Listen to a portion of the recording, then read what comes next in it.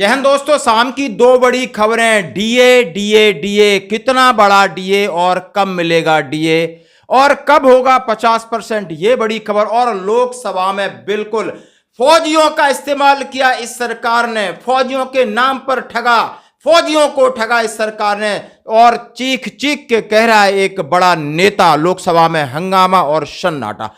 खबरें करते हुए साथ है। सबसे पहले मैं आज बात डीए की करूंगा। जैसा कि एआईसीपीएन के आंकड़े कल शाम को जारी हो गए थे और सबको इस बात का अंदेशा है और ये आंकड़े प्रभाव करते हैं 1 जनवरी 2024 से बढ़ने वाले डीए के ऊपर। इससे पहले मैं बात करूं डीए की, तो डीए की बात ये करूंगा कि यानी जैसा कयास लगाया जा रहा था कि 27 सितंबर को एक कैबिनेट बैठक में उसमें डीए के ऊपर फैसला लिया जाएगा, लेकिन नहीं लिया। अब कोई भी सरगर्मी वाली बात नहीं कि अक्टूबर एंड में ये डीए 3 महीने के एरियर के साथ चौथे महीने की पेंशन बढ़ोतरी के साथ होगा। जुलाई अगस्त सितंबर का एरियर होगा और अक्टूबर की जो पेंशन है और पे है उसमें बढ़कर के पिछला आएगा। इसमें कोई भी संदेह की बात नहीं। रही बात 3 या 4 है, अभी 4 हैं जिसके आंकड़े बिल्कुल आंकड़े आपके सामने अभी प्रस्तुत करता हूं कि कितने बढ़ना चाहिए। और दूसरी बात करूंगा 2024 के लिए, यानी 2024 जनवरी के लिए आंकड़े आपके लिए लागू हो चुके हैं, यानी पिछले महीने जुलाई के अगस्त में निकलते हैं और अगस्त के आंकड़े सितंबर में, जो कि कल एआईसीपीएन की प्रेस रिलीज आपके सामने प्रस्तुत कर रहा हूं, जिसमें सीधा सीधा लिखा है कि इस साल आपका जो सूचकांक है वो गिरा है 0.5%, यानी -0.5 आपका सूचकांक गिरा है, लेकिन डीए 0.82 बढ़ा है। हाँ जी दोस्तों, बात करते हैं। सबसे पहले मैं बात करूंगा कि जुलाई में यह सूचकांक था 139.7, अभी आया अगस्त में 139.2, यानी -5 हुआ इसका। अब मैं बात करूंगा डीए, जैसे कि जुलाई में खत्म हुआ था 40, जून लास्ट में 46.23, यानी तो जुलाई से प्रभावी है 46 जब राउंड ऑफ कर देते हैं।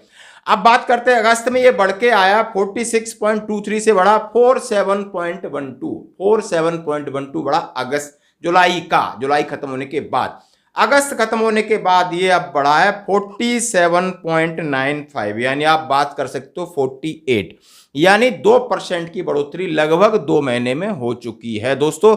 और इसी तरीके से भी रहा और जिस तरह दिख रहा है कि आपकी जनवरी में आपको 50% डीए हो जाएगा। अब बात करते हैं बिल्कुल लोकसभा के अंदर फौजियों के नाम पर वोट, फौजियों की करी तारीफ, फौजियों को दिया धोखा, फौजियों के साथ बोला झूठा, फौजियों का उठाया लाभ और बना ली सरकार। अब फौजियों को दिखा दिया कुत्ता। अब फौजियों से कोई लेना देना नहीं। फौजी बेचारे रोडों पर घूमते रहे, कोश्यारी रिपोर्ट को लेके घूमते रहे, फिर माननीय सुप्रीम कोर्ट में लेके गए, वहां पर 2019 वाला जो आरोपी था जाकर 2023 जनवरी में जाके पहुंचा। 4 साल कोर्ट के चक्कर काटते रहे, वो आरोपी में जवान घूमते रहे, आपस में एक दूसरे के ऊपर भी छींटाकसी करने लगे। इतना सब कुछ होने के बाद ये सरकार टच से मस नहीं हुई और इस सरकार ने अपनी मर्जी का ड्राफ्ट बनाया और अपनी मर्जी की आरोपी दी, जिससे आज भी जेएसयू जवान परेशान हैं। और ये लोकसभा के अंदर कांग्रेस के विपक्ष के नेता अधीर रंजन चौधरी चिल्ला चिल्ला के कह रहे हैं कि फौजी का नाम का इस्तेमाल किया, फौजी के बलिदान का इस्तेमाल किया, फौज की शहादत का इस्तेमाल किया, घड़ियाली आंसू बहाए, लेकिन ये फौजियों को ही भूल गए। नहीं, आज देख लो, जंतर मंतर पर देख लो, 8 महीने से फौजी हैं।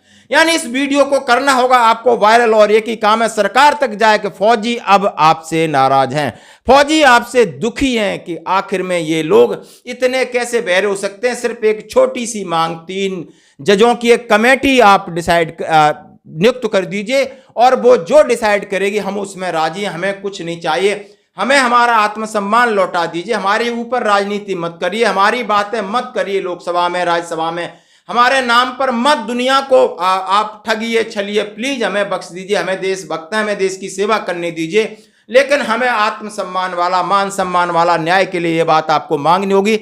और जब तक आप नहीं मांगोगे, सैन्य किसी तरह किसी न किसी रूप में धरने, प्रदर्शन, रैली, ज्ञापन के रूप में आपके सामने आएंगे और फिर चुनाव में आपका विरोध भी करेंगे। धन्यवाद। हमारे वीर जवानों ने, जिन्होंने देश की सीमाओं की रक्षा करने के लिए सारा जिंदगी गुजार दिए हैं, वो लोग जब 1 रैंक 1 पेंशन के लिए बार बार गुहार लगाते थे सुप्रीम कोर्ट में, तो ये सरकार पुरजोर इनको विरोध किया और इस विरोध के चलते ये साबित कर चुके हैं ये फौजी के साथ नहीं है। कोश्यारी कमेटी की सिफारिशों के मुताबिक हम हिंदुस्तान की हमारे ये फौजी भाई के लिए वन रैंक वन पेंशन शुरू कर रहे हैं 2014 की 17 फरवरी। लेकिन जो सरकार और जिस पार्टी हमारे फौजियों की वीरता और बलिदान को लेकर वोट बटोरते हैं, ये असली समय जब ये फौजी को मदद करने की नौबत आते हैं तो ये सरकार से पिछाड़ते नहीं, ये सरकार इनका विरोध करते हैं।